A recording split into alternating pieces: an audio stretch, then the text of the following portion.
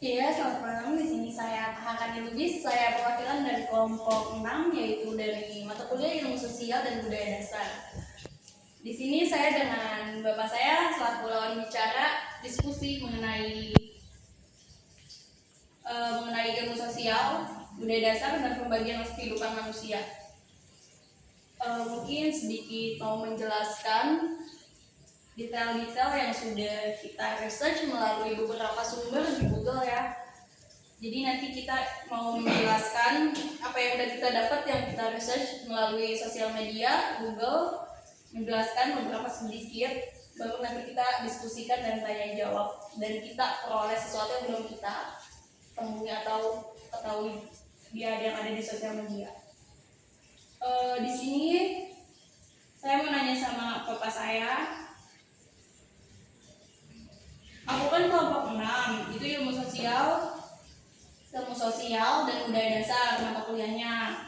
Jadi aku dapat tema konsep evolusi kebudayaan. Ini aku mau jelasin sedikit yang sudah kita research dari kelompok kita sendiri melalui PPT. Konsep evolusi kebudayaan, definisi proses perkembangan kebudayaan secara bertahap dan berkesinambungan yang dikonsepkan sebagai evolusi kebudayaan.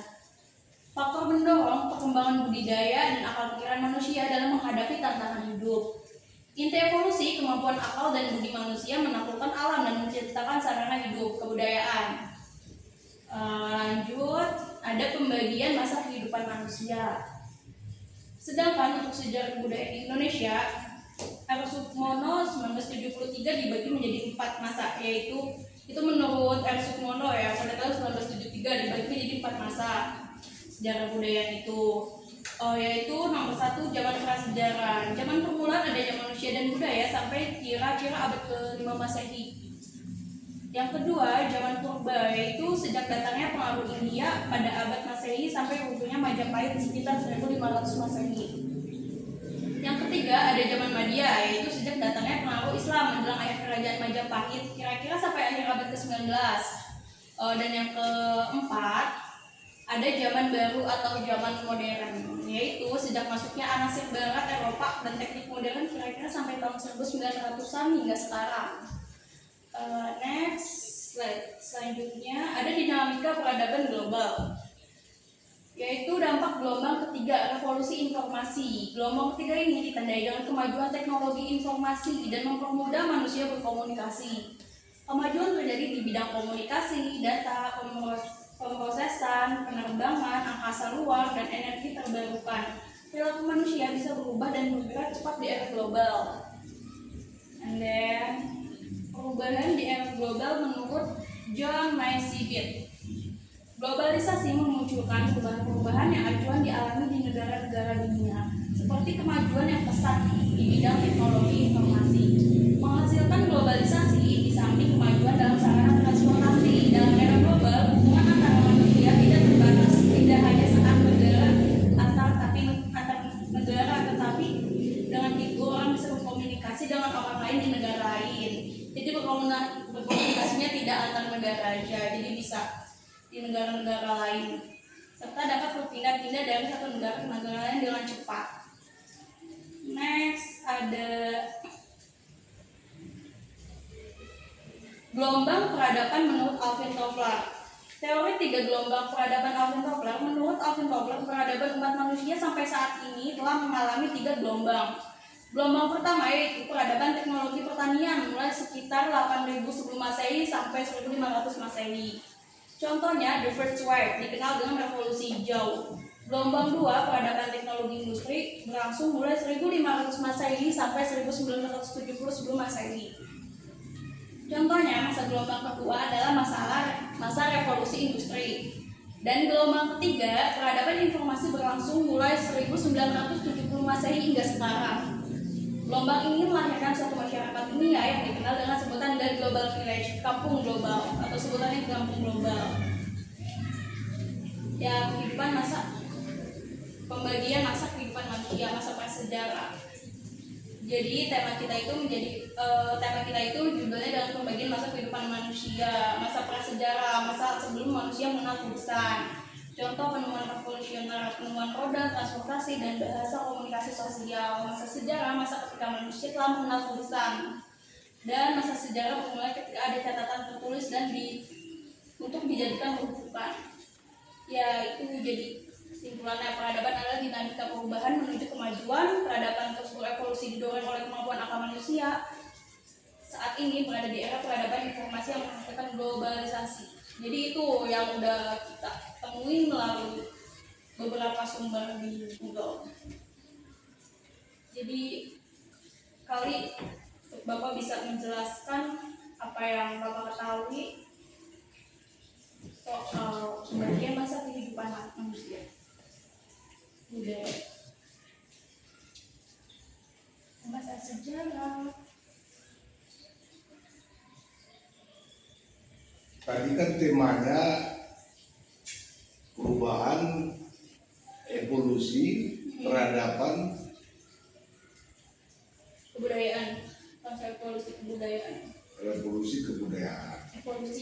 Evolusi Kebudayaan. Budaya itu adalah tradisi, berangkat dari tradisi kebiasaan suatu masyarakat yang berkelanjutan sampai pada tahapan berpikir meningkat. Itulah yang disebut budaya. Kebiasaan suatu masyarakat sudah mentradisi, lambat laun disebut budaya. Jadi budaya itu suatu kebiasaan masyarakat yang sudah menjadi tradisi. Jadi kalau masyarakat itu mencapai tahapan berpikir dan berpengetahuan yang baik, tentu budaya dia, ketradisian dia itu baik, dengan berpikir yang pas, yang baik, nah itu menjadi budaya yang meningkat. Dari budaya ini jadilah disebut peradaban.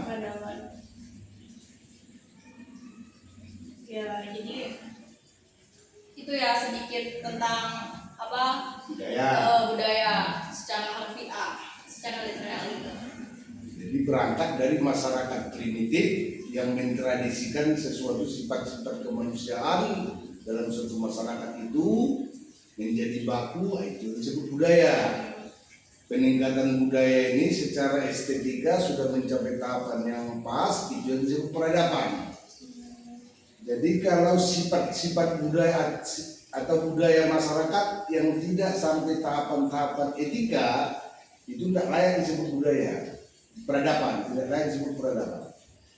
Karena peradaban itu layak disebut peradaban adalah sifat-sifat dan budaya-budaya masyarakat yang mencapai etika sosial yang baik.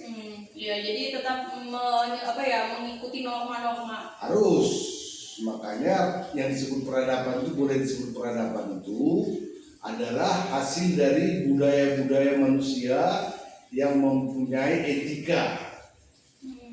Sedikit lagi bisa mencapai estetika. Nah, itulah yang disebut peradaban yang luhur. Ya, jadi itu tadi udah langsung dari jawaban pertanyaan kita ya. Di mana pertanyaan kita itu apa inti dari konsep evolusi kebudayaan dan bagaimana kemampuan akal serta budi manusia menjadi motor utama yang menaklukkan alam dan menciptakan kebudayaan. Ya, jadi di sini ada langsung lanjut pertanyaan yang kedua setelah dijawab langsung pertanyaan yang pertama. Jadi kami membagi masa kehidupan manusia menjadi prasejarah dan masa sejarah. Apa kriteria paling fundamental yang memisahkan kedua masa ini dan mengapa penemuan tulisan dianggap sebagai penemuan revolusioner? Yang berangkat semua masyarakat itu kan lahir dari primitif. Masyarakat primitif itulah cikal bakal budaya, peradaban. Jadi masyarakat primitif ini mendapatkan enlightenment gitu, pencerahan dari faktor-faktor alam dan faktor-faktor kesadaran berpikir yang mulai meningkat dari masyarakat primitif itu, ditolong oleh alam sehingga cara berpikirnya melampaui zamannya. Itulah yang disebut budaya dan peradaban. Ya kayak contoh masa prasejarah gitu ya, sehingga mampu berkomunikasi antar sesama lambat laun komunitas masyarakat tersebut membuat suatu kesepakatan suara gerak-gerik atau apa, jadilah bahasa. Jadi bahasa inilah sebagai cikal bakal untuk menyampaikan pikiran antar sesama, sehingga terasahlah suatu masyarakat itu dalam pembicaraan yang layak dan mengarah pada untuk memanfaatkan kondisi-kondisi alam di masyarakatnya, di daerahnya, di teritorialnya, gitu. Sehingga bertambahlah esensi manfaat dari alam yang menopang kesadaran masyarakat tersebut untuk alam bisa dimanfaatkan oleh suatu masyarakat. Masalah di situ ya. Jadi kan ada selain tulisan, ada kode revolusioner lain dan akal manusia di zaman prasejarah yang menurut paling penting dalam pembentukan peradaban awal, ya kan? Itu jadi tidak sok itu tuh. Sehingga dapatlah tulisan tadi, alfabet. Kode revolusioner akal manusia di zaman prasejarah. Jadi ada last question, salah satu contoh peradaban awal yang dibahas adalah Mesir. Bagaimana kondisi geografis seperti Sungai Nil memengaruhi corak peradaban Mesir, terutama dalam aspek mata pencaharian dan sistem kepercayaan Sungai Nil. Semua sumber peradaban, sumber kehidupan kemanusiaan di muka bumi ini memang cenderung semua itu diawali dari pinggiran sungai-sungai besar. Ya. Tidak ada muncul peradaban kemanusiaan atau munculnya kehidupan dari laut, pinggir laut, tidak ada itu. Semua itu kehidupan itu di masyarakat itu dimulai dari pinggir-pinggir sungai-sungai besar. Kehidupan ya. Sungai Nil, Sungai Gangga, Sungai Huangho di Cina, Sungai Eufrat Tigris di Irak itu, dan terakhir ya Sungai Eufrat lah Tigris. Nah, itulah juga pusat peradaban Mesopotamia. Ya. Jadi sumber kehidupan itu memang di pinggiran sungai-sungai besar, sehingga memudahkan masyarakat itu bercocok tanam, menghidupi kehidupannya